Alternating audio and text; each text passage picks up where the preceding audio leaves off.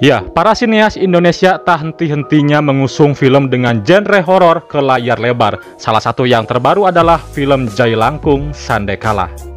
Film Jailangkung Sandekala yang disutradarai oleh Kimos Tambul ini tayang di bioskop Indonesia mulai 22 September 2022. Bagi pecinta film horor, Jailangkung Sandekala ini merupakan rekomendasi yang tepat dan cocok untuk ditonton.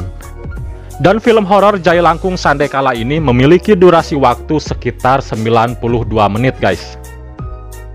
Film ini dibintangi oleh Titi Kamal sebagai Sandra, Dwi Sasono sebagai Adrian, Si Pahaju sebagai Niki, Julio Parengkuan sebagai Faisal, Mujaki Ramdan sebagai Kinan, dan masih banyak lagi yang lainnya.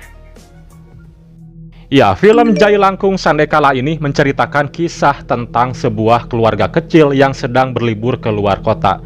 Dan mereka juga mengunjungi sebuah danau, akan tetapi di tengah waktu liburan itu ada seorang anak dari keluarga yang hilang di sekitar danau. Anak kecil yang bernama Kinan ini secara tiba-tiba menghilang dengan misterius dan tanpa jejak pada waktu matahari terbenam.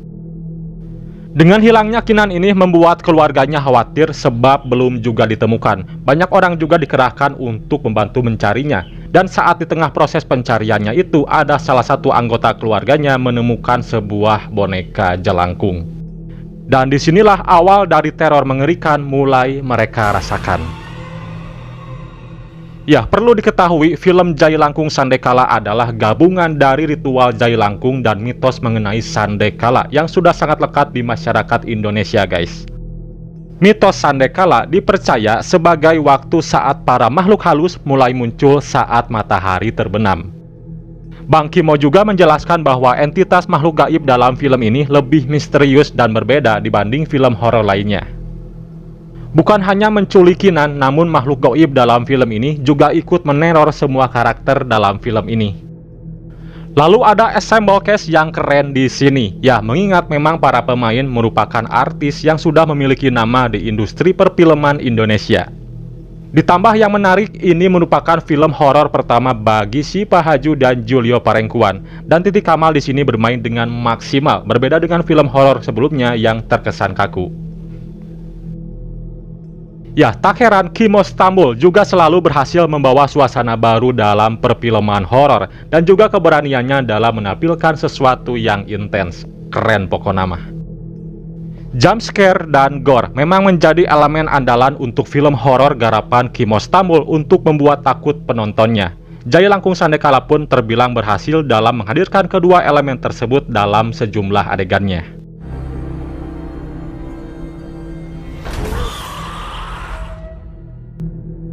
Bahkan dengan rating usia untuk penonton berusia 13 tahun ke atas, Jailangkung Sandekala masih bisa menghadirkan momen gore yang terasa brutal guys. Satu-satunya kekurangan dari unsur horor pada film ini menurut gua adalah porsi tampil sosok hantunya yang sangat minim. Ya, penampakan secara utuh dari sosok hantu dalam film ini baru benar-benar terlihat menjelang akhir filmnya. Namun film ini masih tetap sukses membuat penonton ketakutan tanpa harus menampakkan secara utuh dari si hantu.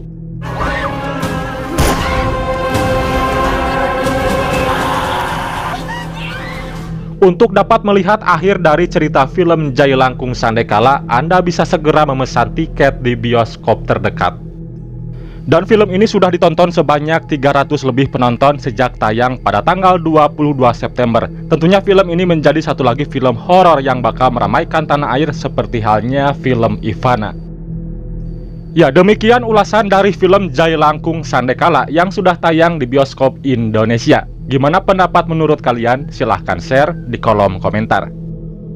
Dukung terus channel ini dengan kasih like, subscribe, komen, share ke media sosial, dan jangan lupa aktifin notifikasinya agar kalian tahu update video menarik lainnya dari channel ini guys. Oke Universe, thanks for watching and see you next video. Bye bye.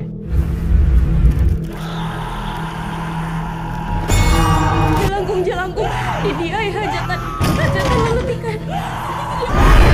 Kenapa sah?